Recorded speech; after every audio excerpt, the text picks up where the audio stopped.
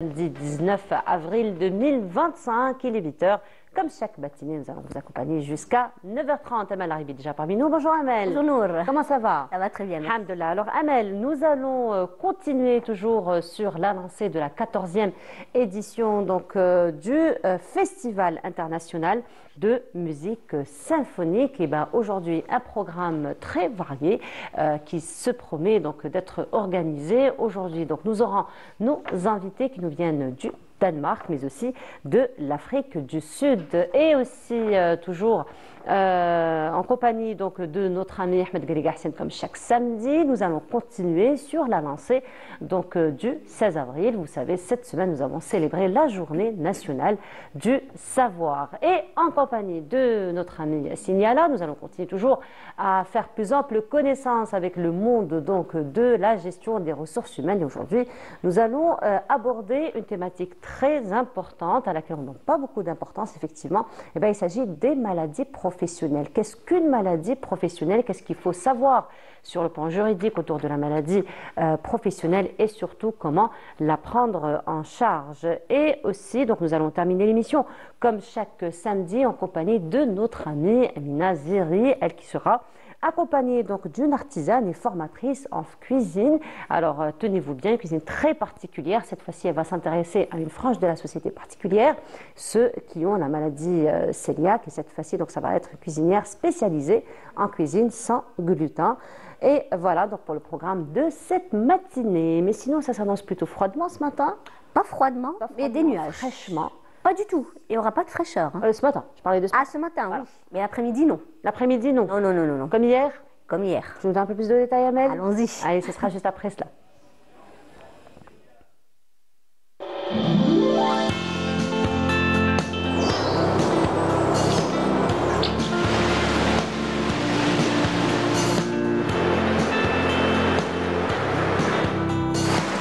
موبيليس تقدم لكم الأحوال الجوية.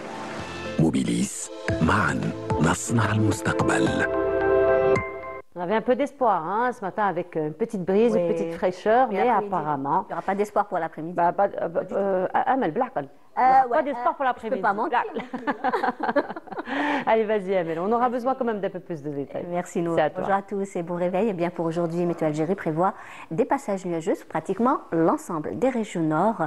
Ces nuages vont donner des pluies sous forme d'averses orageuses sur les régions intérieures et au haut plateau de l'ouest et le centre. Ces pluies seront par contre assez marquées, mais en soirée, et qui seront aussi accompagnées de chutes de grêle durant la soirée. Et à noter aussi quelques flocons de neige. Et oui, durant cette nuit sur le haut plateau et les sommets de l'ouest et le centre qui peuvent atteindre parfois les 1500 mètres d'altitude. À l'est, on aura aussi des passages nuageux avec quelques pluies par endroits sur les hauts plateaux est et les Aurès. À noter des vents forts sur les régions ouest et centre qui peuvent aussi engendrer quelques particules de sable en suspension, bien sûr, avant l'arrivée de la pluie sur le haut plateau ouest durant la journée. La moitié sud, excepté des passages nuageux vers le Hégard Tassili, partout ailleurs, rien à signaler. Le temps restera dégagé à partiellement voilé. Et à noter des vents forts, mais en soirée, vers le Bécharoua et le Nord Sahara, qui vont engendrer des semonces de sable, mais durant la nuit. Les températures l'après-midi, comme je l'ai dit tout à l'heure, elles sont plutôt élevées, mais plus à l'est. Le maximum 28 degrés à Annaba, 27 à Guelma, 26 Constantine, Sétif et Batna, 25 Tizi Ouzou, Alger, également Relizane, 23 Oran et Tlemcen, 21 degrés à Al-Bayad et Djelfa. Au sud, 29 Gardaya, 30 à Bécha, 34 Tindouf, 38 à Elizi, 32 Tamanrasset, 37 à Janet, 40 Bourj Bedi Mokhtar et 42 degrés le maximum à Ingzem. La mer aujourd'hui, elle se montrera très agitée sur les côtes ouest, agitée sur les côtes centre et est, avec des vents forts à l'ouest, 60 km/h. Les vents sont de secteur ouest à sud-ouest jusqu'à 50 km/h sur les côtes centre et est, et les vents sont de secteur ouest. Un petit tour du côté de l'Amérique du Nord où le temps restera pluvieux à Montréal, également Dallas, nuageux à New York, et également Washington, des passages nuageux à Vancouver, partiellement voilés à Miami, plutôt dégagé en Californie et Mexico. Côté Mercure, 11 degrés à Vancouver, 18 à Montréal, 27 New York, Miami, 22 en Californie, 26 Dallas et enfin 27 degrés Miami et Mexico. Et comme toujours, je vous retrouverai tout à l'heure, juste après le journal télévisé de midi. D'ici là, passez une très très bonne matinée.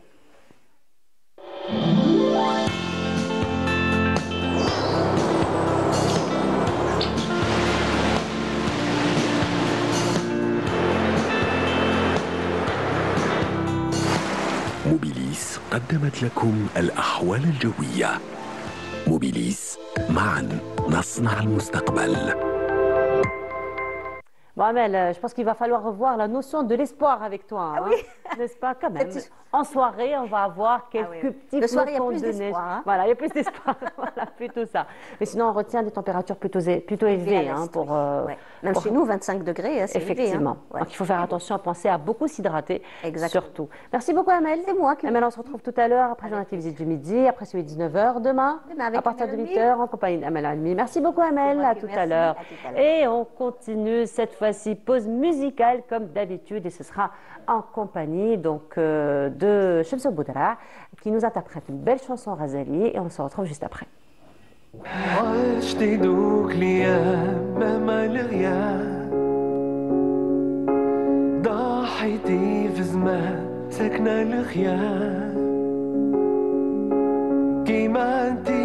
تعبي ما بن حتى نشف مجرى الكلام قيد نساف المنام لي في تباني غالي غالي غالي غالي لكان قدامي غالي غالي ديما في قلبي غزالي غالي غالي غالي غالي لكان قدامي غالي غالي ديما في قلبي غزالي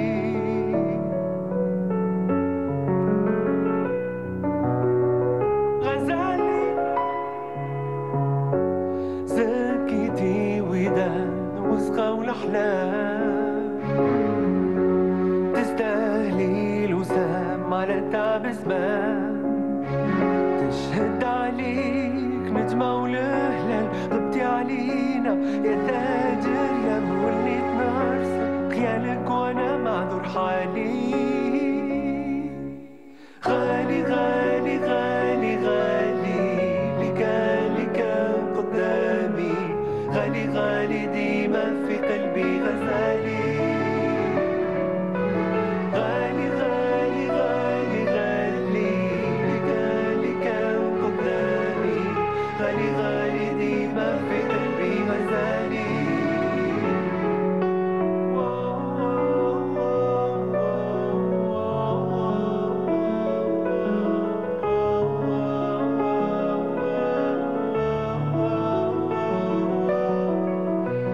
غالي غالي غالي لكان قدامي غالي غالي ديما في قلبي غزالي يا حسرة شحال بنات يتقزز مغروس في قلوب الناس إلى اللي بقى ليك عساس الوقت جرى في ذاك نهار سبقني نرسل قلبي يبلغ قصدي هادي ليك هدية سلامي سلامي سلامي غزالي. Et de retour sur le plateau, comme je vous le disais, nous continuons toujours sur la lancée donc, de la 14e édition du du Festival culturel international de la musique symphonique. Donc le programme continue. Ce soir, nous aurons le plaisir donc d'apprécier l'évolution donc qui nous vient d'Afrique du Sud, mais aussi du Danemark.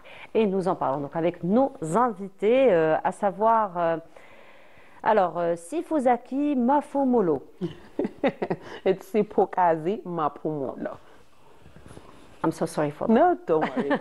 It's okay. It's okay. Et parmi nous, donc, il vient de l'Afrique du Sud. Et parmi nous aussi, Mikel. Perfect. Ah, Mikel. But it will be so difficult for me. Yeah. Mikel, so how? Mikkel Nørgaard. Mikel. Mikel, yeah. Ok, alors je vais m'arrêter à Mikel. Hein. Et parmi nous, donc également Neila. Neila, bonjour. Bonjour. Donc Neila qui va nous servir donc d'interprète pour pouvoir faire passer le message. Donc bonjour, bienvenue à vous. So we are so glad to have you with us this morning. Thank you so much. Voilà. Thank you. Alors donc on va commencer par le programme Neila. Donc est-ce que d'abord c'est leur première évolution ici en Algérie? So we're first gonna start with the program, and we're asking you if it's your first evolution here in Algiers. Yeah, it is. It is my first time here, so and definitely not the last one. I'm already enjoying it very much. So nice weather, and Denmark is very flat as a country. So to see mountains and big hills is very exciting already. It is, indeed. Il a déjà répondu à la prochaine question en plus. Voilà, exactement. Donc ça lui plaît vraiment. La météo lui plaît vraiment, voilà. Et il prend beaucoup de plaisir à voir les montagnes, etc. Puisqu'on a une géographie assez plate ici en Algérie. Donc voilà, il prend du plaisir à voir les différentes scènes, voilà. Les différents paysages. Voilà. Paysages, voilà. Et sinon, pour notre invité? Yes, it is also my first time in Algeria, and I am loving every moment of it. I would like Algeria to please invite me back because I'm having a wonderful time. I'm looking forward to the performance. The people are very welcoming and very friendly. It's very nice, and I'm definitely looking forward to explore the country more. Voilà, donc pour cette fois-ci, elle adore l'Algérie.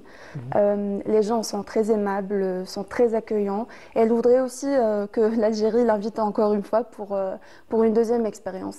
Certainement. Donc ceux qui viennent chez nous, généralement, ils reviennent toujours, voilà. N'est-ce pas? Alors, donc pour ce soir, est-ce qu'ils peuvent nous parler de leur programme, donc de ce soir, programme respectif? So, can you talk to us about your program this evening? So, what you're gonna play? The instruments you're gonna use? Yeah, of course. So I'm one of 5, so I have 4 with me. I'm playing the clarinet, so I have it in here. And we're playing a typical Danish program. Consists of 2 pieces, one by Jan Jersild. You don't have to translate that. Thank you. But, and the other one is our most nationality composer, Carl Nielsen, who's wrote a big piece for our group, which is a woodwind quintet. So it's very Danish, but we have an Algerian song in the middle, Balari, yeah, Hamami. Hamami. Hamami. Hamami. Yeah. We have that in the middle, so it's going to be a fusion. Yeah. Some sort. Yeah. Yes. Donc ce soir, ils vont faire un programme de parties, donc 2 pièces, typiquement du Danemark. Et il y aura une petite fusion avec une chanson algérienne, donc Hamami. Il est aussi... Alors, la chanson Hamami, effectivement, qui fait partie intégrante du patrimoine musical algérien, effectivement. Absolument. Et il fait partie d'un groupe de 5. Donc il va partager la scène avec 4 autres membres. Et lui, il joue de la clarinette parmi eux. Alors je ne sais pas s'il peut préparer son instrument en attendant qu'on revienne à notre invité pour qu'il puisse nous faire un petit quelque chose. Un petit quelque chose, absolument. Can you prepare the instrument for a little piece? Of course. Thank you. Alors mais sinon, pour notre ami, ce sera quoi le programme de ce soir? How about yourself? We are going to be performing pieces that are composed by South African composers, which is something that was very profound for us to do, because it is wise in such a cultural symphony to also get an opportunity as South Africa to showcase the composers and the works that they compose inspired by the South African culture. So some of the pieces I'm going to be performing are composed by the late Professor Mzilikazi Khumalo. I'm also going to be doing the work by Hendrik Hofmeyr titled Of Darkness in the Heart, which are inspired by poems by Fiona. And we also have a little surprise for the audience, a little gem that is a famous South African work, but is known all over the world, Pata Pata. Yeah, there's quite a lot that we have in store. It's a short program, but we will just fill you in on the beauty of classical and culturally rich South African music. Alors, pour ce soir... Elle nous promet beaucoup de choses. Hein. Oui, oui. Donc, je vais essayer de vous dire un peu de tout. Donc, ce soir, ils vont faire un programme purement du Sud-Afrique, où ils vont essayer de vraiment ramener la beauté et l'authenticité de leur culture et de leurs compositeurs, surtout. dont elle a mentionné les noms. Donc elle est vraiment fière de les performer ce soir. Et voilà, il y aura une petite surprise notamment durant le spectacle qu'elle va révéler ce soir. Et qu'elle ne nous dira pas, bien sûr. Voilà. Ça reste effet surprise. Exactement. Voilà, effet surprise. Donc, peut-être qu'on va lui donner l'occasion de nous jouer un petit quelque chose, un avant-goût pour ce soir. Voilà. You can go ahead. Thank you.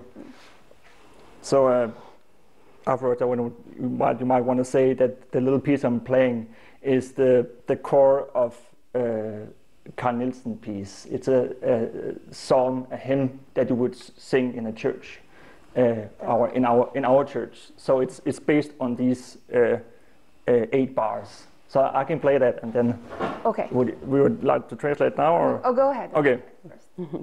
Bear with me. I haven't played yet. It's okay. I'm sure you'll do great.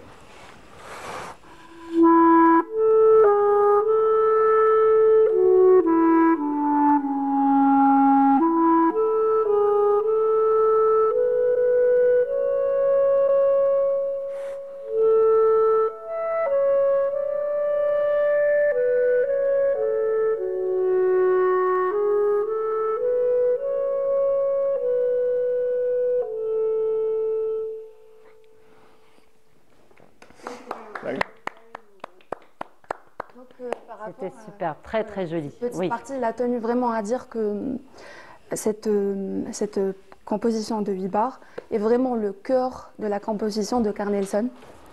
Et c'est vraiment voilà, la pièce qui joue principalement chez eux, aux églises. Donc c'est une pièce qui tient forcément vraiment à cœur pour lui. Voilà, effectivement. En tout cas, ça a été un plaisir. Nous sommes très ravis de les recevoir et surtout impatients de découvrir le programme de ce soir. Merci beaucoup d'avoir été parmi nous ce matin. Très belle continuation. Merci à vous de nous avoir reçus. Avec plaisir. So thank you very much for being with us. Thank you. And have a nice time. Thank you so much. Thank you so much. Great Thank you. pleasure. Donc on continue cette fois-ci. Donc nous allons aller du côté donc de l'école mathématique, là où il y a eu donc célébration, bien entendu, de la journée du savoir. Et c'est un reportage donc de Nawel Bendjilali. On se retrouve juste après. Le 16 avril, journée nationale du savoir, célébrée chaque année. Une date symbolique qui rend hommage au rôle central du savoir et des intellectuels dans la construction de la nation. En cette occasion, l'École supérieure des mathématiques, en collaborant avec l'École supérieure de l'intelligence artificielle, a organisé la cérémonie annuelle Hackathon Matix 2025.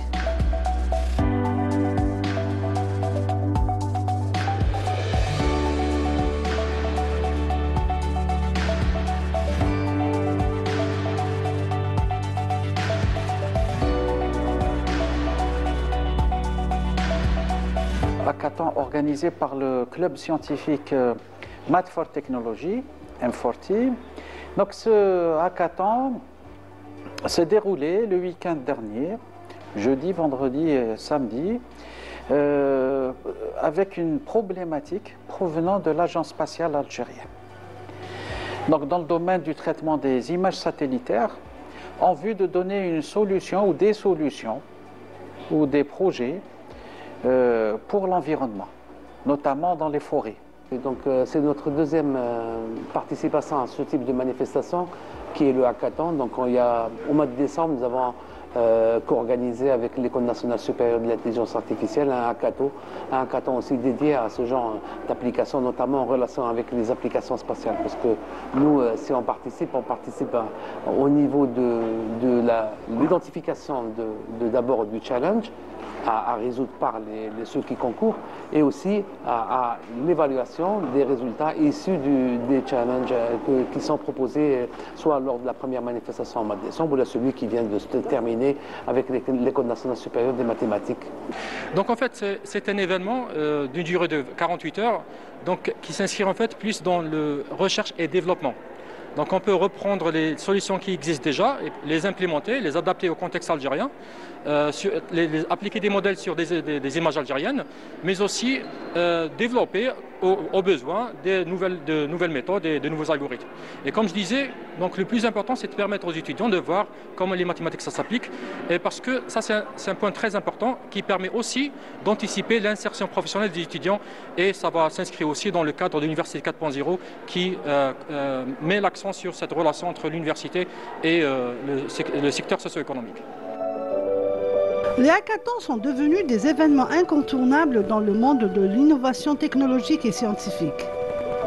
L'événement Hackathon Matix 2025 rassemble des esprits brillants autour des défis mathématiques et informatiques, favorisant ainsi l'émergence de solutions innovantes.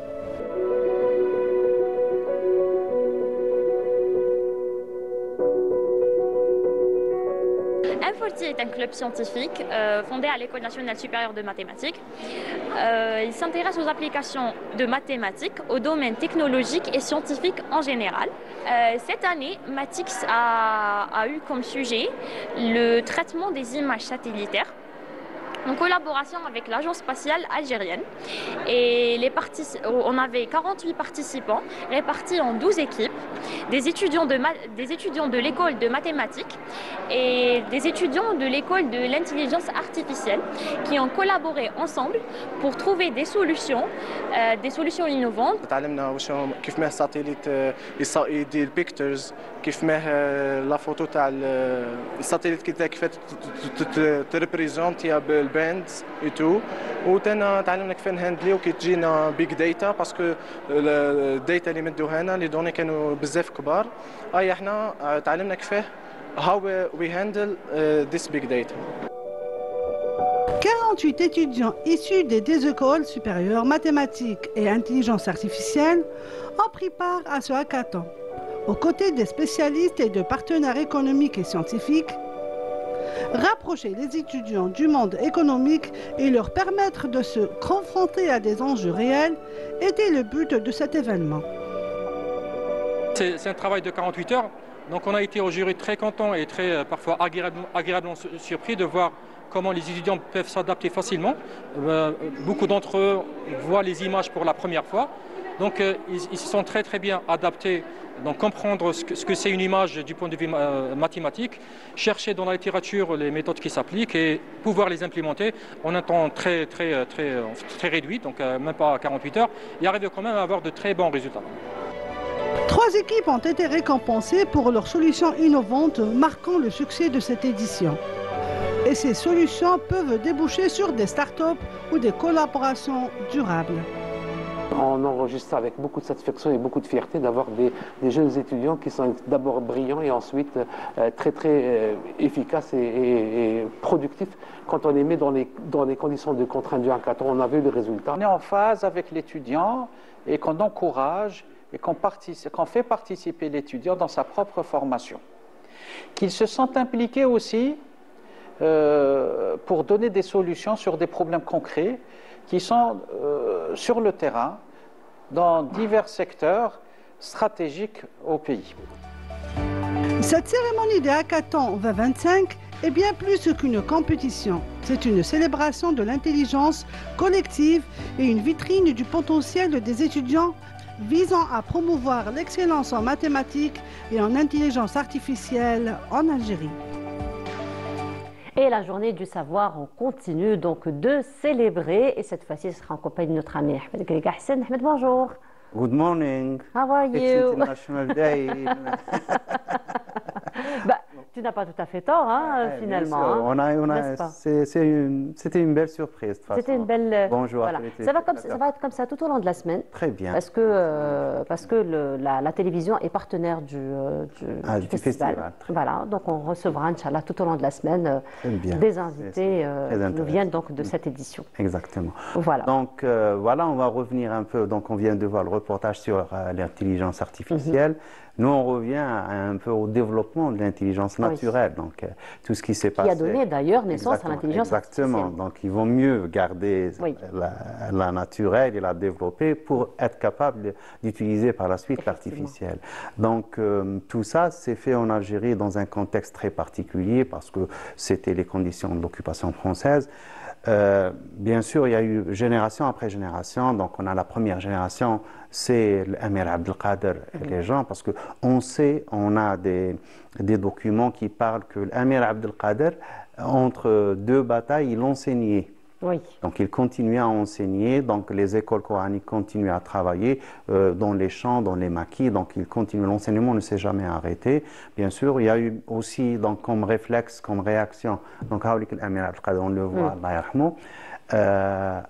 On a vu aussi que à cause de l'occupation française, quand l'occupation s'est installée dans les grandes villes, dans les grands axes, donc les ulama, qu'est-ce qu'ils ont fait par réaction? Donc ils sont partis construire leurs zaouïas et leurs écoles très loin des centres urbains. Donc ils sont isolés. Du coup, on a eu des zaouïas comme la zaouïat al-Hamel, donc Abu Saada, le Cheikh Mohamed al-Qasim a choisi un oued qui était complètement éloigné de tout. Donc on a Cheikh al-Missoum qui s'est installé à Qasr al-Bukhari, aussi dans un coin très perdu.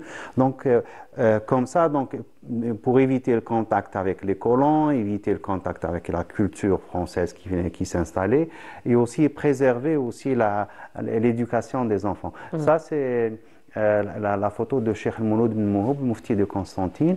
C'est le prof de Ben Badis, on en a parlé la semaine dernière.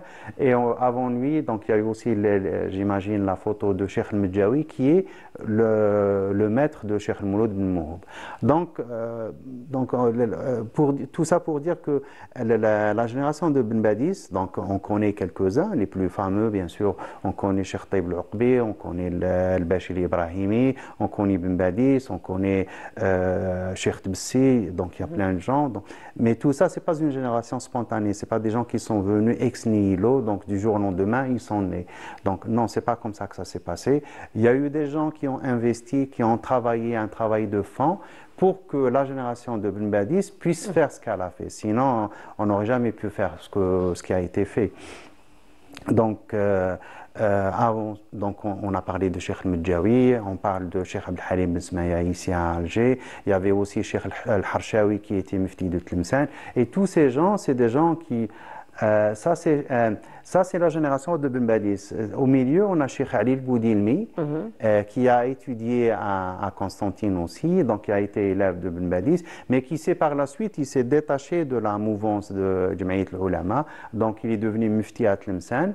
Il est originaire de Msila, mais c'est un gars qui a enseigné pendant 40-50 ans. C'est aussi l'un des rares qui ont fait tafsir de l'exégèse du Coran pendant une trentaine d'années. Donc, il y a aussi Cheikh Biyoud qui a fait ça. Donc, on a avec Ben Badis, on a Ahmed Toufiq al-Madani. Oui. C'est aussi un autre grand alim de l'époque, donc il est devenu par la suite ministre, c'est une très grande personnalité. C'est des gens, juste pour dire que, en fait, c'est des exemples de tout le travail qui a été fait. Il y a des gens qui sont occupés de la presse, il y a des gens qui sont occupés de l'enseignement, donc il y a eu le réseau du Jamaït al-Ulama, il y a le réseau des Zaouïas. Ça, c'est Cheikh al-Medjawi, ça, c'est le père de l'Islah à Constantine. Donc, il est incontournable. Donc, à travers ses publications, il a formé quelque chose comme 1 millier d'étudiants. Donc, et rappelons le contexte de l'époque, encore bien une sûr, fois. donc, et lui, il l'a fait entre 1870 à Constantine, de 1870 à 1898. Et donc, pour l'éloigner, ils l'ont ramené à Alger en 1898 pour l'éloigner. Mais là aussi, à Alger, il a fait la même chose. Il a continué son travail. C'est une pièce très importante dans la mécanique qui s'est installée par la suite. Là, on a Cheikh Abdelkader al-Atmani qui est dernièrement décédé. Lui aussi, il s'est consacré à la préservation de l'activité dans la Zaouïa de Tolga. C'est la Zaouïa de ses ancêtres. Donc, elle a continué son activité jusqu'à son décès il y a de cela une année pratiquement. Donc, il est décédé presque centenaire. Donc, on a ces deux générations qui ont travaillé. Donc, on a couche après couche, c'est des gens qui sont consacrés à la formation, à l'éducation, et chacun, bien sûr, avec son angle de vision. Donc, nous, on n'est pas là pour les catégoriser au-delà. Mais ce qui nous intéresse, là, au milieu de la photo, on a Cheikh, au milieu, donc, donc, comment décrire, un peu le bon point, c'est on a Cheikh Mohamed Sharif. À sa droite, on a Abdelkader Rahou, et à sa gauche, je crois que c'est le Mufti Ben Chiko. Et c'est là aussi, c'est des gens... Et là, au loin, donc, on a Cheikh Ben Youssef qui est resté fidèle à la lecture du Coran, donc à la lecture algérienne, authentique du Coran jusqu'à son décès, donc au début des années, bon, enfin ça fait quelques années, 2017 je crois, 2016, qui est décédé Allah yarhamou. Donc c'est des gens qui travaillaient en douce, donc qui continuaient à enseigner dans les mosquées, et pas que l'enseignement d'oros, donc dans le genre wa'd. Et là, bien sûr, on les a reconnus. Oui. On a droit au docteur Gahar, Allah yarhamou, on a Abou Abd Salam et on a Cheikh Tahar, Allah yarhamou. Oui. Donc, c'est des gens aussi qui ont continué dans la continuité. Donc, et c'est pas un mouvement qui est né en 1930. Les gens se trompent. Donc, c'est un mouvement qui est né il y a 1200 ans, 1300 ans, depuis l'arrivée. C'est une continuité. C'est une continuité. Donc, quand on voit, on appelle ça tabaqat, l'ulama. C'est la conjoncture qui a changé. Exactement. Voilà, il fallait tout simplement s'adapter. Donc, eux, qu'est-ce qu'ils ont fait? Donc, bien sûr, ils ont créé une association. Avant ça, il n'y avait pas besoin d'association. Ils sont passés à la presse. Donc, ils ont créé, ils ont monté leur propre imprimerie. Tout ça parce qu'en face d'eux, c'était quelque chose de terrible. Cette photo est magnifique. On a Cheikh Daïb al-Alam et Cheikh Tahar Ait al-Jid. Donc, et on voit pratiquement, ils se ressemblent. Ils se ressemblent, oui. Il y a une aura qui se dégage, qu'on reconnaît chez les deux. Exactement. Et l'un a fait, donc, dans sa zaouia à Oulef, Cheikh Daïb al-Alam, donc il a travaillé incognito, donc jusqu'au jour où, jusqu'à présent, on rencontre ses élèves et tous ces gens qui ont été, c'est des dizaines, des centaines, peut-être un millier d'élèves, si ce n'est plus. Et il a continué à former des gens. C'est grâce à ces gens qu'on a encore des imams qui puissent prêcher. Et là, c'est une autre photo, on n'a pas l'habitude de la montrer, c'est Cheikh Mohamed Abdou, dans sa visite à Alger, 1903-1904, avec Cheikh Al-Hafnaoui. Al-Hafnaoui qui était par la suite mufti, il est devenu Cheikh Abul Qasim Al-Hafnaoui, le gars qui, on a parlé de lui, si tu te rappelles, il a le travail, le recueil de biographie d'Arif Al-Khalaf Birijal Al-Salaf.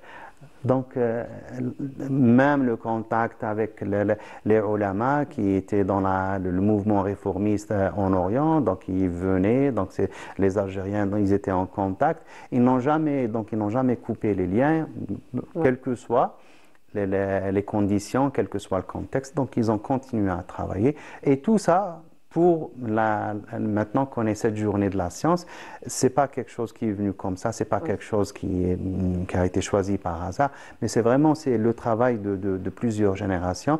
Peut-être on ne le voit pas, mais on se dit bon, c'est pas grave. Mais quand on a besoin, donc quand on a un problème, donc on a besoin d'une fatwa, on a besoin de partager, bien sûr, Cheikh Abdelrahman Al-Jilali, donc il ne le connaît pas, donc notre génération. Donc, notre génération, oui, nous avons été à la radio impactés, avec ces fatwas. Il y avait aussi Cheikh Mohamed Ketto, il y avait Dahawi. Peut-être que les générations qui sont venues, donc maintenant ceux qui sont donc ne le connaissent pas, mais il faut qu'un jour ils auront à les connaître parce que c'est des gens qui ont transmis, qui ont continué à porter la flamme, qui l'ont transmise. Et bien sûr, le regretté professeur Chiban, Allah yarhamou. Donc, lui, il a vraiment, c'est quelque chose d'extraordinaire parce qu'il avait, je ne sais pas, c'est un homme de culture, c'est un intellectuel vraiment extraordinaire. C'est un homme complet, hein, c'est un profil complet. Exactement, il était philosophe, historien, médecin. Donc, voilà, profil complet. Exactement. Donc, très à l'écoute aussi. Il était merveilleux. Je garde ça en tête, effectivement. Il est très modeste. Et là, c'est une photo qui regroupe le concept qu'on a en Algérie, c'est Cheikh al-Jama'a. Cheikh al-Jama'a, c'est le maître d'une génération. Au milieu, on a Cheikh Tahar et en haut, on a Cheikh al-Medjawi à gauche, qui est maître de Cheikh Saïd Lijri à droite. Et en bas, on a les deux Algériens qui ont fait l'Azhar. On a Cheikh Mouloud al-Hafidhi et Cheikh Arzqi al-Sharfawi.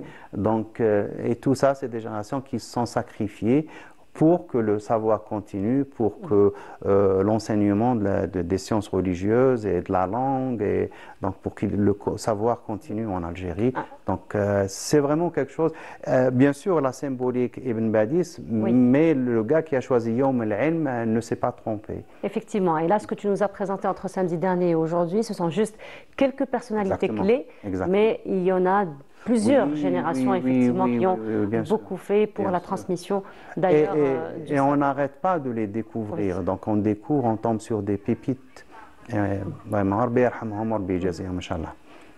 Et d'ailleurs, en régie, on dit, alhamdoulilah, nous avons la continuité. Il y a toujours la jeune génération qui prend un flambeau, tel que Ahmed Bouligahsen, qui vient nous les présenter donc, chaque semaine. En tout cas, avec Saha. C'est vrai. Grâce à toi, il y a des personnes qu'on connaît, qu'on découvre mieux, des personnalités qu'on ne connaît pas.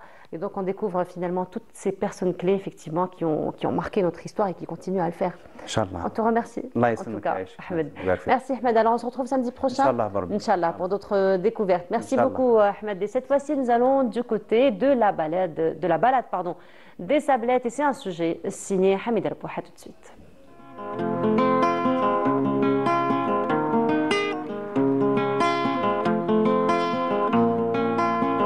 La promenade des Sablettes est l'une des destinations les plus prisées d'Alger.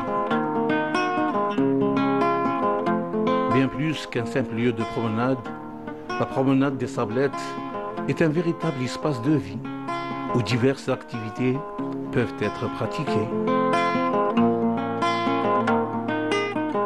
Ici, les familles avec enfants apprécient particulièrement les nombreuses aires de jeu aménagées tout le long de la promenade.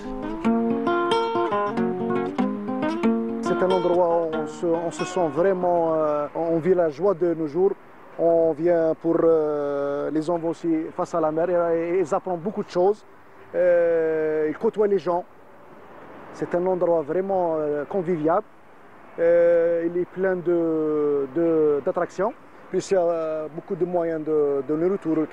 Quelqu'un qui veut se prendre un petit déj ou déjeuner. On remarque beaucoup de gens qui font du footing, du vélo, pâte à roulettes et tout ça, pour les enfants aussi. L'implantation de stations de vélo-partage marque une avancée significative pour la capitale, non seulement en matière de mobilité urbaine, mais aussi en termes d'éco-citoyenneté. خيرنا هذا لو باسكو سي ان ليو فاميليال ما فيش بزاف زعما لي ديرونجمون اون بليس سي شغل لارج نقدروا ناخذوا فيه راحتنا صافا سي ان ليو كون انكوراج لي جون ا فيزيتي. La promenade piétonne est idéale pour les balades à pied, que ce soit en famille, entre amis ou en solitaire. Elle s'étend sur plusieurs kilomètres avec des bancs régulièrement disposés pour permettre aux promeneurs de s'asseoir et d'admirer la vue panoramique sur la mer. C'est le seul endroit où il y a de l'oxygène, l'air frais pour nous. C'est très important. J'habite à Télémli, plus ou moins. Ça va, je dirais. Je peux sortir le soir, faire un tour, faire le tour du port. Le bord de mer, je le ferai avec plaisir. Mais maintenant, là, on est en famille, donc on profite de ces moments.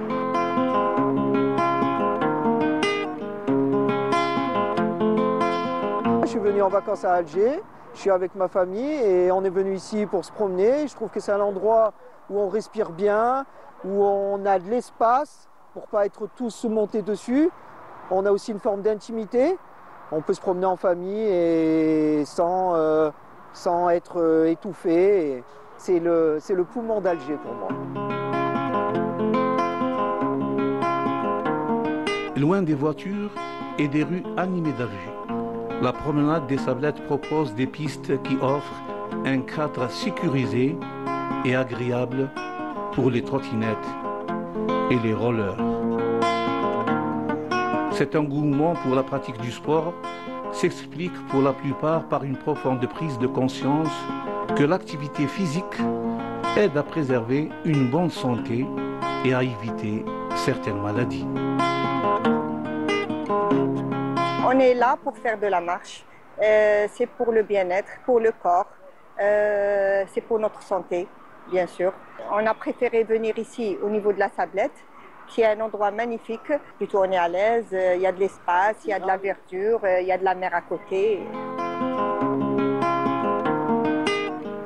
La promenade des Sablettes est une balade digne des grandes capitales, avec une vue imprenable sur la baie algéroise. Cette baie est une parfaite inspiration pour les artistes, notamment pour ce jeune chanteur Islam El Amir, qui partage ses souvenirs et sa contemplation du monde à travers ses inoubliables paroles. تعلمي فيا ولا معايا جاوبيني على شهادة سكت قالوا لي عليك مسرحية مسرح سكيني التذكيرة خلصنا غنية ديت معايا شي وردات خف القاعة صفقوا ليا طلع سيطار والضوء طفات كنت روحي في تمثيلية والديكور خوف ودموعات طمعتيني ودرتي ليا عندي جدي بالصحبات يحصر عليك يا دنيا ليك حكاية وحكايات سنيني وقعد حدايا واحكيهم لي كتابات علاش نبدا حقدا وسمية ولي تبدلي في الصفات قلبي فيا غير شوية عيط مع Et cette fois-ci, donc, nous allons nous intéresser à un sujet technique, mais il est très sérieux, très important et auquel on ne donne pas beaucoup d'importance, j'ai envie de dire probablement par méconnaissance. Il s'agit donc des maladies professionnelles. Qu'est-ce que c'est? Comment les prendre en charge? Comment les reconnaître surtout? Des questions auxquelles notre ami Yacine Yalla répondra aujourd'hui. Yacine, bonjour. Bonjour Nour. Comment ça va? Très bien et toi? Ça se passe bien? Alhamdoulilah. Alhamdoulilah, Allah ya'afina. Allah ya'afina, bien sûr, mais nul n'est à l'abri. Nul n'est à l'abri. Voilà, parce que tu sais, derrière chaque bureau, chaque poste, chaque atelier, chaque usine, il y a un corps qui travaille et ce corps, parfois, il souffre. Donc aujourd'hui, on va lever le voile, on va expliquer les maladies professionnelles et on va définir déjà et on va parler de qu'est-ce qu'il faut faire quand il y a une maladie professionnelle qui est déclarée. Effectivement. Alors bien sûr, les maladies professionnelles, il y a d'abord une loi qui régit tout cela, n'est-ce pas? Donc parlons d'abord de cet ancrage juridique. Bien sûr, il y a un ancrage juridique qui régit les maladies professionnelles en Algérie, mais avant de parler en Algérie, rapidement, le Bureau international du travail, il définit les maladies professionnelles comme toutes les pathologies, toutes les affections qui sont engendrées par le travail ou par les conditions de travail. Retour en Algérie. Il y a la loi, bien sûr, 83-13 du 2 juillet 1983 qui régit, depuis 1983, les maladies professionnelles et les accidents de travail sont reconnus en Algérie. Donc cet article de loi régit les accidents de travail et les maladies professionnelles et surtout la prise en charge des maladies professionnelles par la sécurité sociale. Mais pas que, il y a aussi des conditions. Il faudrait impérativement qu'il y ait des conditions médicales, techniques et administratives pour qu'une maladie soit reconnue comme une maladie professionnelle et surtout pour qu'elle soit indemnisée comme une maladie professionnelle. Aussi, il y a aussi un autre point très important à préciser, toujours l'article 69 de la même loi, 83-13 du 2 juillet 1983, tout employeur qui utilise des procédés peut-être chimiques, etc., qui peuvent nuire à la santé de ses salariés, de ses employés, de ses ouvriers, est tenu par la loi, par cet article justement, d'en faire la déclaration auprès des services de la sécurité sociale, de l'inspection du travail de sa circonscription et bien sûr de la direction de la santé de sa wilaya. Voilà, donc c'est ce que dit la loi par rapport à ça. C'est ce que dit la loi, donc ça reste quand même très vague pour beaucoup d'entre nous parce que finalement, une maladie professionnelle, c'est quoi? Alors, la maladie... comment on peut dire que telle maladie, elle est professionnelle et telle maladie, c'est une maladie, ordinaire. Exactement. Alors, les maladies professionnelles, c'est aussi, ce sont toutes les intoxications. Je vais expliquer, je ne parle pas d'intoxication alimentaire. Hein. Ce sont toutes les intoxications. C'est trop beau. Hein, voilà, exactement. Sinon, on aurait eu beaucoup. Hein. On aurait eu beaucoup. Alors, alors, ce sont toutes les intoxications, les infections et les affections présumées d'origine professionnelle. Et attention, les maladies professionnelles sont listées dans un arrêté interministériel du 5 mai 1996, dans des tableaux bien sûr, et regroupées en 3 groupes. C'est-à-dire il y a 3 groupes de maladies professionnelles. Et chaque groupe a un certain nombre de maladies. C'est-à-dire ça ne veut pas dire qu'il y a 3 maladies, mais chaque groupe a plusieurs maladies. Alors le groupe 1, ce sont toutes les intoxications chroniques ou aiguës. Je donne un exemple. Par exemple, quand on travaille dans une usine et on est exposé peut-être à des produits chimiques, inhalation de vapeur d'acide ou plomb ou mercure, etc. Donc ça, tu as la liste de toutes les maladies qui se rapportent à ça dans le groupe 1. Le groupe 2, ce sont les infections microbiennes ou virales d'origine professionnelle. Là, je parle notamment de la tuberculose, par exemple, qui est reconnue comme une maladie professionnelle, contractée sur un lieu de travail, ou bien le personnel médical. Le personnel médical très confronté, effectivement. Il est très confronté justement à ces maladies professionnelles-là. Et le groupe 3, ce sont toutes les maladies, là je vais en parler un peu plus longuement, ce sont les maladies qui résultent d'ambiance ou d'attitudes particulières. Je donne un exemple. Attention, il y a deux volets. Tu as l'ambiance et les attitudes particulières. L'ambiance, c'est tout ce qui est chaleur. C'est quand on est exposé à de grosses chaleurs, peut-être dégagées par des machines, etc. Il peut y avoir des maladies professionnelles engendrées par ça. Ou bien le bruit. Quand on travaille dans les travaux publics, on utilise un marteau-piqueur. Donc l'ouvrier qui utilise le marteau-piqueur est exposé justement à ces vibrations-là et au bruit, et aussi les gens qui travaillent dans un call center ou les téléconseillers. Maintenant, avec l'avènement du télétravail, beaucoup de personnes utilisent un casque dans le cadre de l'exercice de leur fonction. Ça peut provoquer une surdité et c'est une maladie professionnelle. Mais attention, il y a une condition. Il y a deux conditions. La première, c'est que la surdité, il faut qu'elle soit bilatérale, c'est-à-dire il faudrait que les deux oreilles soient affectées par la surdité et pas une. Bah oui, il y a des conditions. Ce n'est pas maladie professionnelle qui veut. Hein, bien aussi. sûr.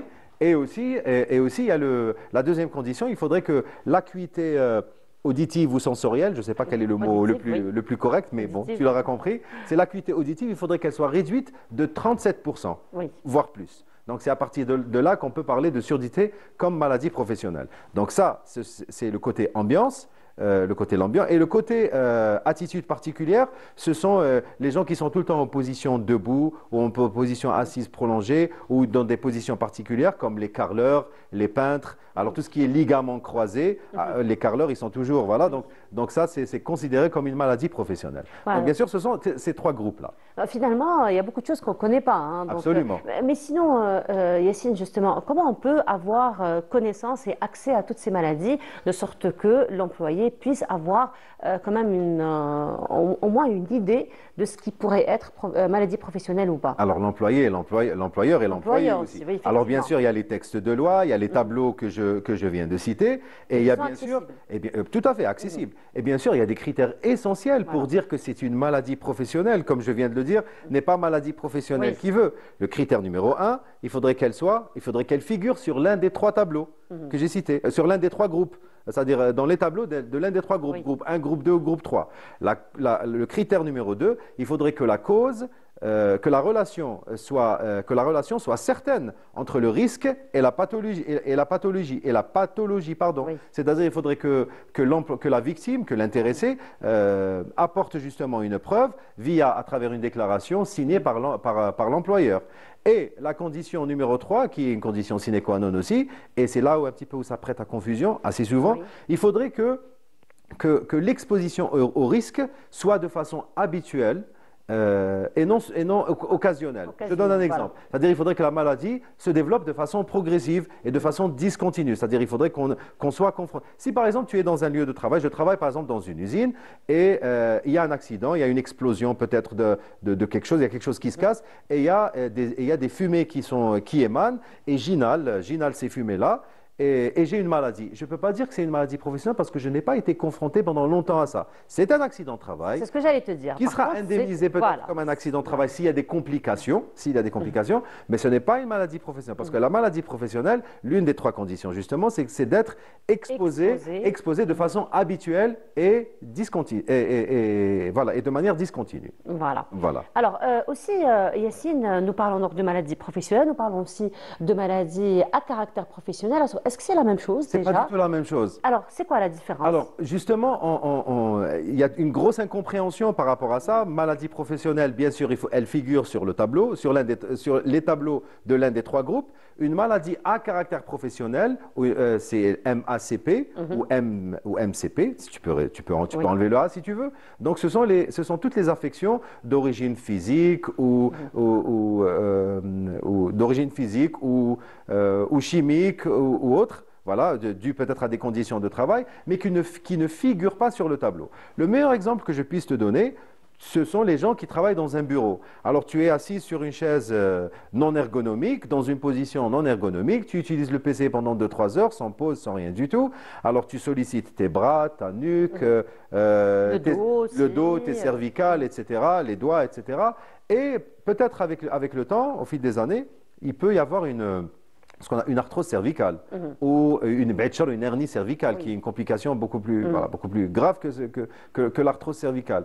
Ce n'est pas une maladie professionnelle. Elle est peut-être provoquée par des conditions de travail, mais c'est une maladie à caractère professionnel. Ce sont surtout ce qu'on appelle dans la sécurité sociale ou les médecins de travail appellent ça les TMS, les troubles musculo-squelettiques. Donc tout ce qui est troubles musculo-squelettiques dus aux conditions de travail sont des maladies à caractère professionnel. On peut essayer de faire la déclaration comme maladie professionnelle, mais elles seront automatiquement rejetées par les services de la sécurité sociale. Mais il ne faut pas baisser les bras, il faut continuer pour justement enrichir le tableau. Il peut y avoir prochainement peut-être des chantiers pour enrichir le tableau. Les tableaux des maladies professionnelles et il ne faudra pas baisser les bras, il faut continuer justement à le faire. Donc c'est ça la maladie à caractère professionnel, c'est la maladie qui est provoquée sur le lieu de travail mais qui ne figure pas sur l'un des tableaux, des trois. Voilà, mais elle est prise en charge. Elle est prise en charge comme une maladie ordinaire. C'est-à-dire que le remboursement se fait sur la base de 50 à 80% du salaire cotisable et non pas à 100% et il n'y a pas de rente parce que ce n'est pas une maladie professionnelle. Voilà. Alors bien entendu, Yacine, c'est bien beau de connaître toutes ces maladies, mais ce qui serait important aussi, c'est de réclamer tout cela. Donc c'est d'aller vers une démarche administrative. Mais avant de te poser la question par rapport à la démarche administrative, il y a un point sur lequel je voudrais revenir. Alors aujourd'hui, on parle, je ne vais pas dire une maladie, mais je vais parler d'un état d'esprit, d'un état d'âme que pratiquement tout le monde vit à travers le monde, qui est le stress. Le stress professionnel. Et le stress aujourd'hui, le stress professionnel, on dit que c'est le mal du siècle. Oui, tout à fait. Alors, est-ce que le stress pourrait être considéré comme une maladie professionnelle ou une maladie à caractère professionnel? Alors, ou on doit attendre encore un peu? L'OMS, l'Organisation mondiale de la santé, a classé le stress professionnel et le burn-out, le syndrome de l'épuisement professionnel, comme une maladie professionnelle. Et certains pays aussi dans le monde ont classé le burn-out et le stress professionnel comme maladie professionnelle. C'est-à-dire que ce sont des maladies reconnues par la loi comme maladies professionnelles et elles sont indemnisées comme maladies professionnelles. Mais en Algérie, pas encore. Le stress n'est pas encore reconnu comme une maladie professionnelle, même pas comme une maladie à caractère professionnel. Mais ça viendra, probablement. Ça viendra, Inch'Allah, peut-être, parce que tu sais...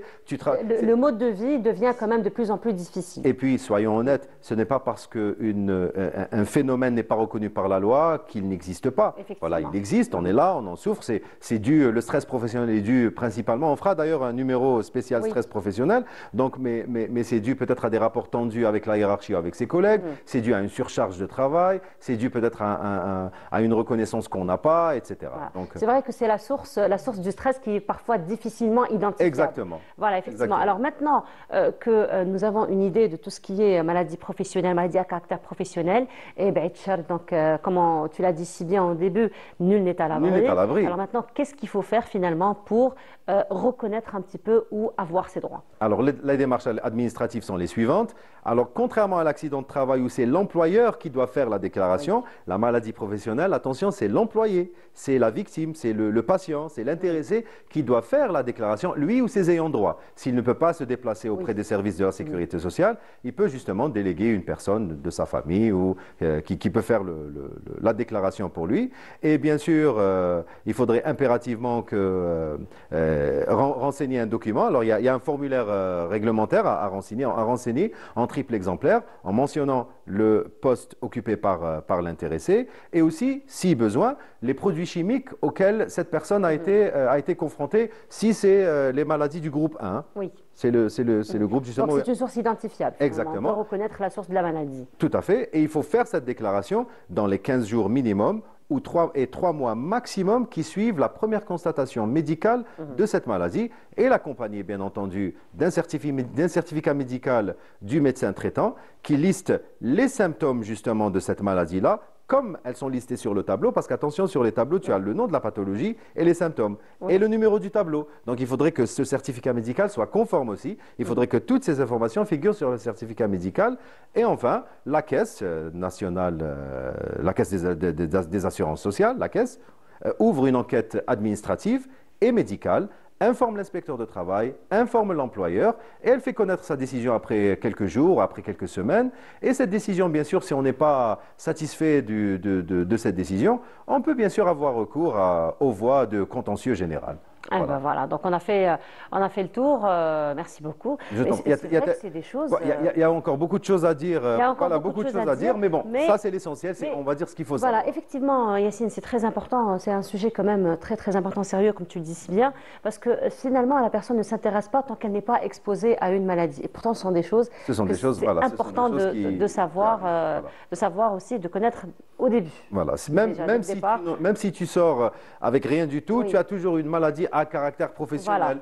Peut-être que, voilà, moi je parle de moi par exemple, une petite arthrose due à l'utilisation excessive du PC, voilà, entre autres. Alors, il y a 2 ou 3 ans de cela, pour terminer, il y a 2 ou 3 ans de cela, il y a eu une étude qui a été faite en Algérie sur le monde de l'information, donc les journalistes. Oui. Et cette étude a montré que à la retraite, donc plus de 60% des journalistes sortent donc en retraite avec une maladie, donc soit l'hypertension, soit des maladies cardiaques. Ce sont des maladies à caractère professionnel. Mais ce ne sont pas des maladies professionnelles. Voilà, ce ne sont pas des maladies. Donc tu vois, maintenant on arrive à faire le distinguo. Eh bien voilà, grâce à toi. Merci beaucoup Yacine. Donc on te retrouve lundi. Lundi, on va parler des vides justement sur le CV. Est-ce qu'il faut les assumer ou est-ce qu'il faut les cacher? Et samedi prochain avec toi, on va parler de la communication interne, c'est-à-dire la communication en entreprise. Ah ben voilà, parfait. Merci beaucoup Yacine. Donc à très bientôt, on continue cette fois-ci. Nous allons aller du côté donc, du musée du Bardo pour donc, découvrir les instruments de musique qui nous viennent donc de notre continent, donc du continent africain, qui sont exposés d'ailleurs au niveau du musée. C'est un sujet donc, signé Hamid Rabouh. À tout de suite.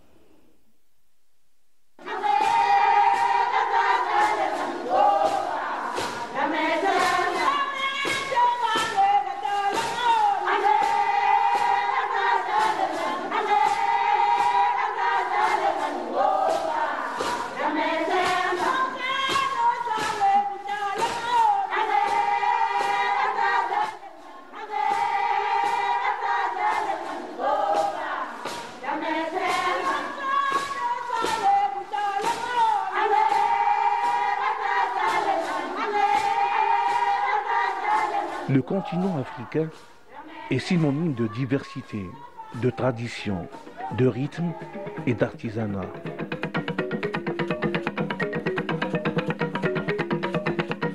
En Afrique, la musique et la danse sont présentes dans tous les domaines d'activité du cycle de vie. Dans le cadre du Grand Musée de l'Afrique, vitrine du rayonnement continental, le Musée national du Bardo expose toutes les variétés d'instruments africains qui datent d'époques différentes, allant du nord au sud.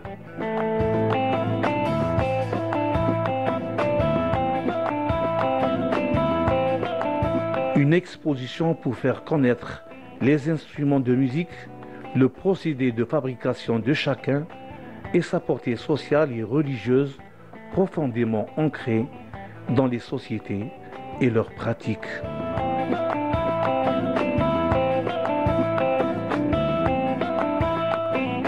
Nous avons une exposition temporaire qui présente les instruments de musique traditionnelle d'Afrique.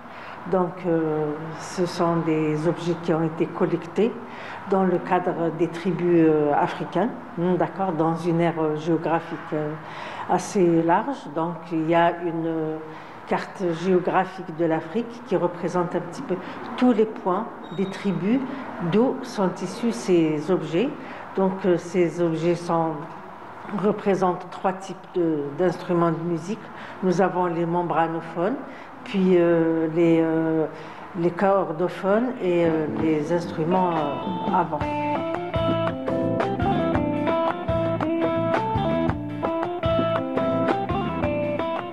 Le musicien africain fabrique son propre instrument, lui donne sa personnalité et lui communique sa propre langue. Certains sont même ornés de divers symboles pyrographiques représentant la vie culturelle et l'environnement dans lequel il a été fabriqué et utilisé.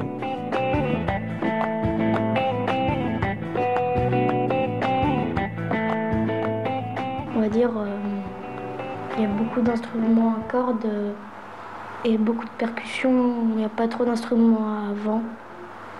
Très belle exposition sur les instruments de Gal Afrique. C'était intéressant.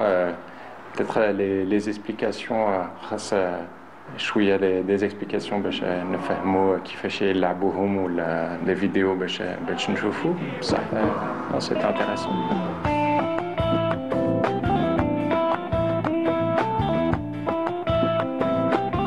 Les visiteurs viennent de partout, au Musée national du Bardo, explorer les collections qui les transportent très loin dans l'histoire de la musique et la culture africaine.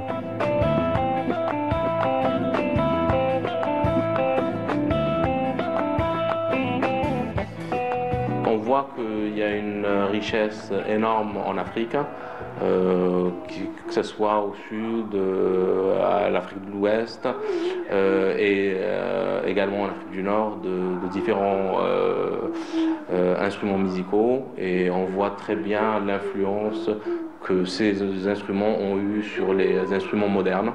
D'ailleurs, la petite fait de la musique et elle a reconnu certains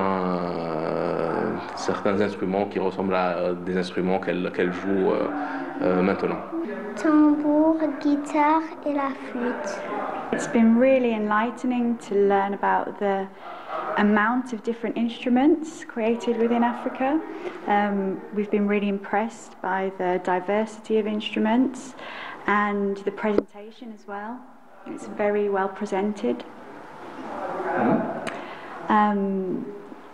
We are really encouraged by the museum in the way that they've presented the exhibition, and the children especially were really interested in how the instruments have developed over time and have influenced musical instruments today.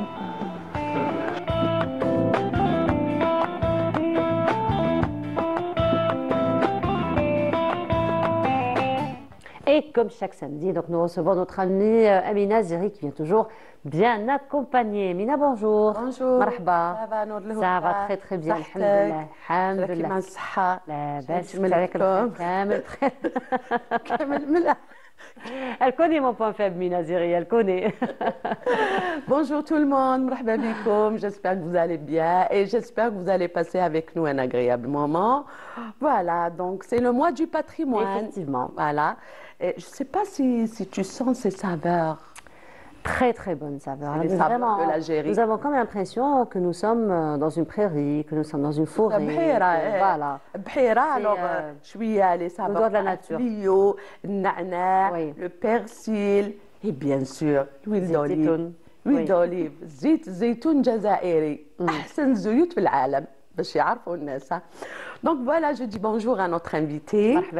Et nous allons parler de la cuisine algérienne, les plats algériens qui ont remporté des prix dans tous les pays du monde, tout simplement parce qu'elles sont distinguées par leur saveur extraordinaire, leur goût, et puis la cuisine algérienne, elle est saine. Elle est saine et elle est nutritive. Donc, pour parler de ce sujet, j'ai le plaisir de recevoir ce matin notre invité qui a fait le voyage ce matin, Tizi Ouzou Alger, spécialement pour cette émission. Marhaba bik. Donc, Madame Bessadi Samia, vous êtes praticienne et artisane en gâteaux traditionnels sans gluten et vous êtes aussi formatrice en cuisine sans gluten au centre de formation de Tizi Ouzou. Marhaba bik. Bonjour, marhaba bikoum aussi et merci pour l'accueil. مرحبا بك دار دارك. Donc أغرم الحوال. Oui, effectivement. أغرم الحوال, c'est une spécialité très très connue, surtout en Kabylie. Effectivement, donc en période de printemps, donc comme il y a plusieurs herbes qui sont comestibles et qui sont pleines de vertus et très bonnes pour la santé, donc on profite l'occasion de savourer toutes ces plantes en les utilisant dans la cuisine, comme Agrom el-Hwal par exemple. Qui est une spécialité très, très populaire, elle est aussi nutritive et pleine de vertus. Oui, alors comme cette galette par exemple qui contient de l'ail, de l'oignon et de l'huile konise. En kabyle on l'appelle amzorgilef. Amzorgilef. Oui, amzorgilef. Cela veut dire le ودن تاع الحلوف. كرمكم الله. D'accord. Voilà. D'accord. Donc, en français, on ne risque pas en tout cas de trouver cela dans la galette. Et on peut avoir une petite idée sur cette plante? Oui, c'est une plante qu'on ne trouve pas partout. Donc, on trouve beaucoup plus dans des endroits qui sont humides, qui a une feuille un petit peu large et qui est vraiment riche en vitamines et très bon pour la santé. C'est un antioxydant. Et en même temps, elle est très bonne pour le système digestif. D'accord. Oui. Ah, finalement, c'est un pain, j'ai envie de dire, un antibiotique naturel, quoi. Oui, effectivement. Naturel et qui peut être aussi consommé par les personnes atteintes de la maladie cœliaque. Alors, dans l'ordinaire, on utilise la semoule de blé. D'accord. Mais là, on a utilisé la semoule du maïs. Qui est conseillée pour les malades qui sont atteints de la maladie cœliaque ou des intolérants au gluten. D'accord, d'accord. Et puis la semoule du maïs, elle est disponible? Oui, elle est disponible sur le marché. On peut même la fabriquer chez soi. Donc avec les graines de maïs, on peut les moudre avec une moulinette pour faire la semoule du maïs. Donc ce matin, on a voulu être solidaire avec les enfants et les personnes atteintes de la maladie cœliaque.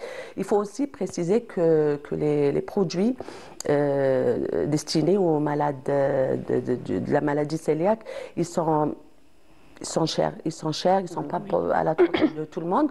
Donc, Madame Samia, elle a trouvé la solution. Donc, avec aussi ce plat, il est constitué de couscous velod. Oui. Donc, c'est couscous du gland. Donc, qui est aussi conseillé pour ces malades. On peut avoir aussi une idée sur ce plat, Madame Samia? Alors, le gland, donc je dirais c'est un fruit qu'on trouve partout et on peut le ramasser gratuitement, comme je le fais moi-même. Donc je ramasse et je fais la farine du gland moi-même à la maison. Alors, par rapport à ses vertus, donc c'est une graine qui est riche en magnésium, qui est riche en fibres. Et, oui, riche en fibres, en potassium, il est plein de minéraux. Pour 100 grammes du gland, on trouve 28 grammes de l'eau, par exemple, qui a un indice glycémique qui est très bas. Il est très conseillé pour les diabétiques. Donc, c'est un substitut naturel par rapport aux gens qui souffrent, que ce soit de l'intolérance au gluten ou les diabétiques qui ne peuvent pas consommer de la farine blanche ou de la semoule. Donc, il est conseillé aussi pour les diabétiques? Oui, il est conseillé aussi pour les diabétiques. Personnellement, à base du gland, je peux faire des gâteaux, je peux faire de la pâtisserie, je peux faire des pâtes. Et ça n'impacte pas le goût, non? Je trouve plus savoureux par rapport à d'autres céréales. Voilà. Il y a beaucoup de plats algériens qui sont vraiment bénéfiques, qui sont nutritifs, tels que le kanqoulek garanteta. Ah oui.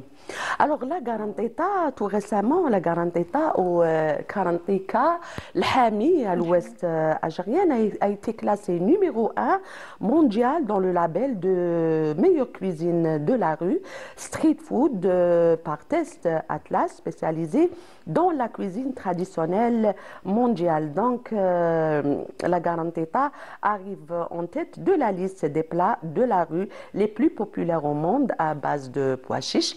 Bien sûr, l'ahmisa, ما نعطوهاش بزاف الأهمية, on donne pas beaucoup d'importance. Au contraire, l'ahmisa تنفخني, j'ai vu, alors qu'elle est bourrée de vertus, beaucoup de protéines. De protéines aussi, surtout, ouais, elle est riche en protéines. Peut-être, oui, elle cause des gaz ou des gonflements, mais là, il faut éliminer la peau, mais l'intérieur, il est très bon pour la santé. Donc, on peut la consommer comme graine, comme légumineuse elle-même, comme on peut faire des farines aussi. Oui, des farines. On prépare du pain à base du pois chiche, on prépare des gâteaux, on prépare grantita par exemple, on prépare du couscous à base du ribia aussi à base du pois chiche. Donc il suffit juste de savoir comment utiliser cette légume. Est-ce qu'elle est conseillée pour les malades oui, elle est sans gluten. De la maladie cœliaque? Oui, oui, elle est sans gluten. Donc elle est très conseillée pour les malades.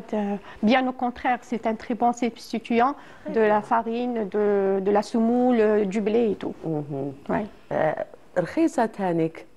Oui, à la portée de tous, effectivement. Avec à la portée de tous, un peu de كمون bien sûr. اللي راهم يديروا لها les frites, la mayonnaise. Oui, mais bon. je préfère la manger c'est plus sain naturellement. Je préfère.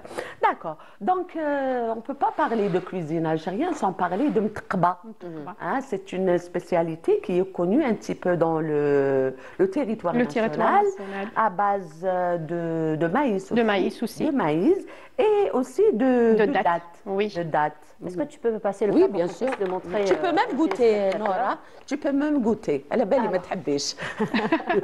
Elle a un goût différent par rapport à l'île.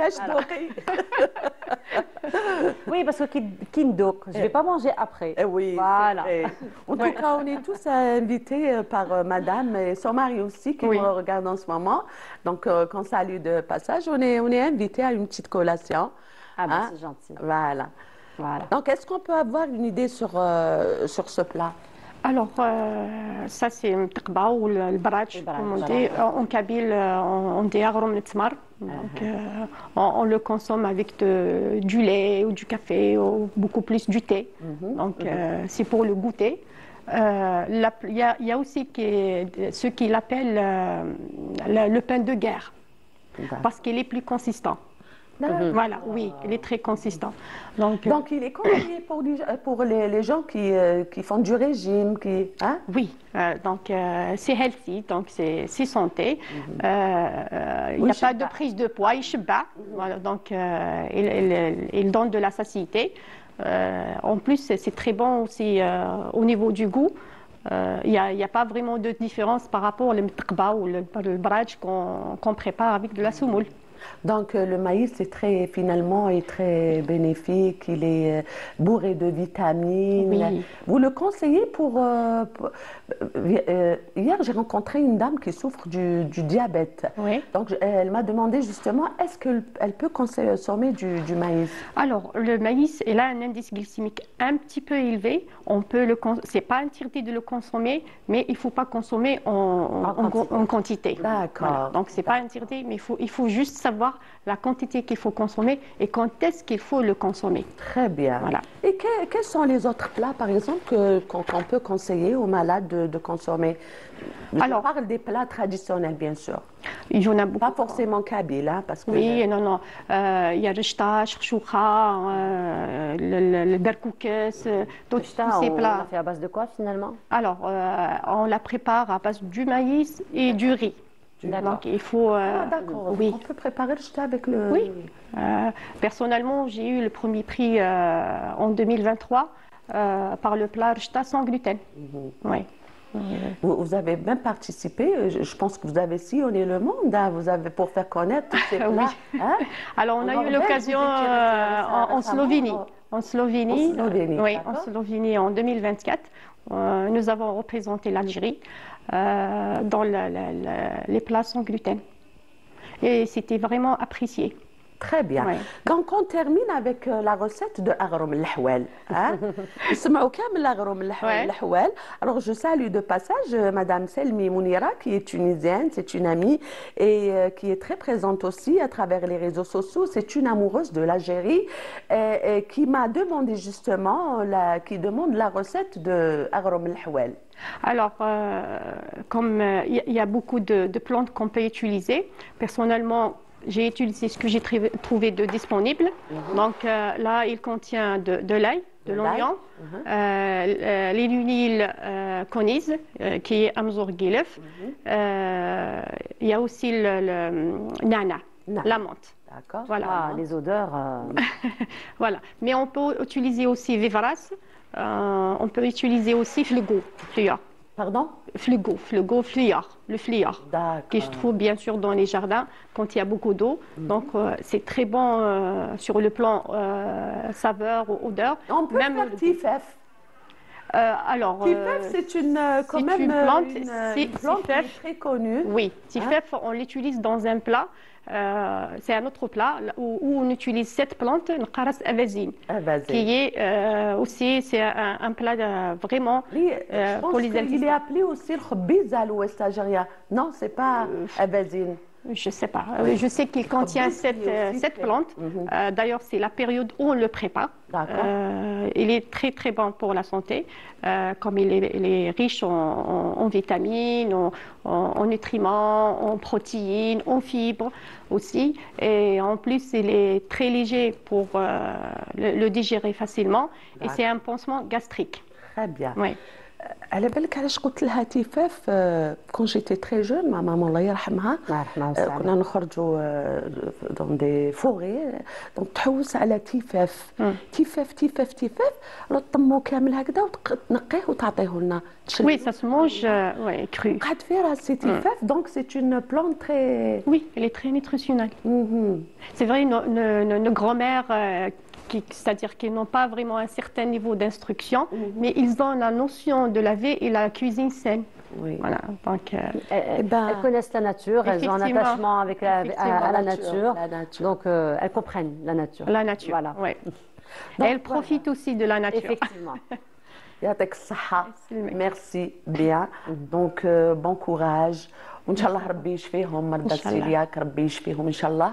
Merci Nour Houda. C'est toujours un plaisir. Ravie de te retrouver et très heureuse de connaître cette grande dame qui fait un travail extraordinaire pour notre cuisine, pour notre patrimoine culturel et garder ses plats.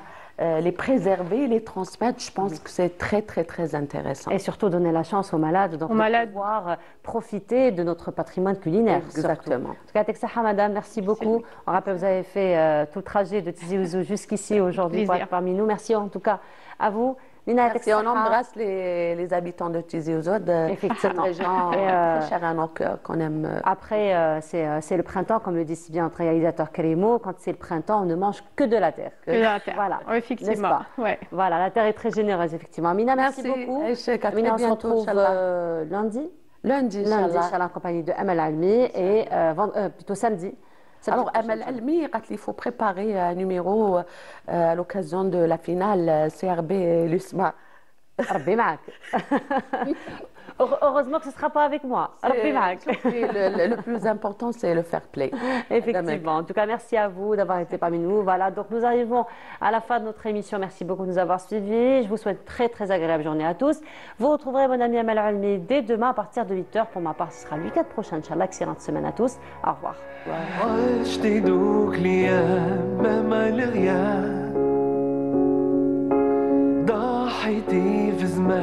سكنة الخيام كيما انتي تعبي ما بين حتى نشوف مجرى الكلام بقيت نساف المنملي في تباني غالي غالي غالي غالي اللي كان قدامي غالي غالي ديما في قلبي غزالي غالي غالي غالي غالي اللي كان قدامي غالي غالي ديما في قلبي غزالي